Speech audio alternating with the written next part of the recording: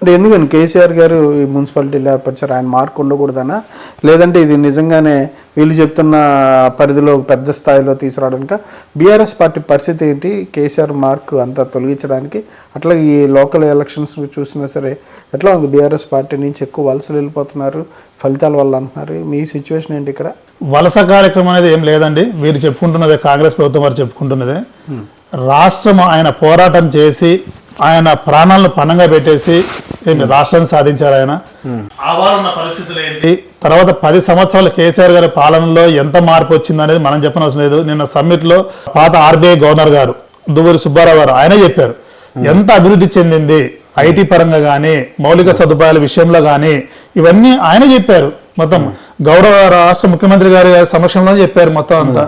మనం మాట్లాడుకున్నది కాదు కదా, పెద్ద పెద్ద అతిథులు ఎవరైతే వచ్చారో వాళ్ళే చెప్పారు అక్కడ సమ్మిట్కి వచ్చిన వాళ్ళు. క్రిస్టల్ క్లియర్ అండి, భారత రాష్ట్ర సమితి ఏదైతే ఉందో ఇది ప్రజల కోసం పుట్టిన పార్టీ. మీరు ఎంత చెప్తున్నా సరే, ఎన్ని విషయాలు చెప్తున్నా, మొన్న జరిగిన ఏదైతే జూబ్లీహిల్స్ ఎన్నికలు రెఫరెండం అన్నారో అక్కడ వాళ్ళే గెలిచారు. ఇప్పుడు పంచాయతీ ఎలక్షన్స్ కూడా అట్లాగే ఉన్నాయి. ఇప్పుడు అక్కడ ఏం జరిగిందంటే సార్, జూబ్లీహిల్స్ గురించి మీరు అడిగారు. ఒక నియోజకవర్గం జరిగిన ఎలక్షన్స్, రాష్ట్ర ప్రభుత్వానికి సంబంధించిన మంత్రులు, సాక్షాత్ ముఖ్యమంత్రి గారు ఇంతమంది ఇన్వాల్వ్ అయి వారి పోలీస్ బలగం అంతా వాడి కోట్లాది రూపాయలు ఏరులై పారి ఇంత చేసి గెలిచిందే తప్ప 2 days బిఫోర్ వరకు కూడా బీఆర్ఎస్ కి అనుకూలంగా ఉన్నాయి ఫలితాలు, మొత్తం వేరేగా వస్తాయి అనుకూలంగా అని చెప్పేసి అన్ని సర్వే రిపోర్టు చెప్పాయి. రాత్రి మారింది. ఎలా మారుతుంది? రాత్రి డబ్బు ఏరులై పారింది కాబట్టి గెలిచారు. మొత్తం ఎలక్షన్ జరిగినప్పుడు, రేపు కామన్ గా స్టేట్ మొత్తం ఎలక్షన్ జరిగినప్పుడు ఎన్ని సీట్లు వస్తాయి అప్పుడు చూద్దాం. అంటే ప్రజల్లో వ్యతిరేకత ఉందా, ఈ ప్రభుత్వం మీద చర్చ జరుగుతుందా? 100% వ్యతిరేకత ఉంది సార్. ఈ ప్రభుత్వం వచ్చినాక చాలా మందికి ఉపాధి సౌకర్యము, ఏదైతే ఉపాధి అవకాశాలు ఉన్నాయో అవన్నీ కోల్పోయారు మొత్తం అంతా. రియల్ ఎస్టేట్ పడిపోయింది. ఒక రియల్ ఎస్టేట్ రంగం బాగుంటే దాని కింద డైరెక్ట్ గానీ ఇండైరెక్ట్ గానీ 40 రకాల రంగాలు బాగుంటాయి మొత్తం అంతా. అలా రియల్ ఎస్టేట్ అనేది మొత్తం సర్వనాశం కుప్పగూలిపోయింది మొత్తం అంతా ఈ ప్రభుత్వం వచ్చాక.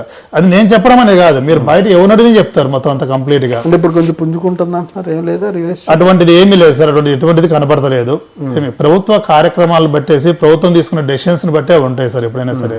ఇంకొకటి ఇక్కడ ఏం జరుగుతుందంటే, ఎవరికైనా సరే ఒక ఉన్నత స్థాయిలో కూర్చోబెట్టేటప్పుడు అతనికి ఉన్న ఎక్స్పీరియన్స్ అనేది తీసుకుంటారు, కన్సిడర్ చేస్తారు. ఇక్కడ ఎక్స్పీరియన్స్ ఏముంది అనేది చూడకుండా గౌరవ ముఖ్యమంత్రి రేవంత్ గారిని ముఖ్యమంత్రిగా కూర్చోబెట్టడం జరిగింది.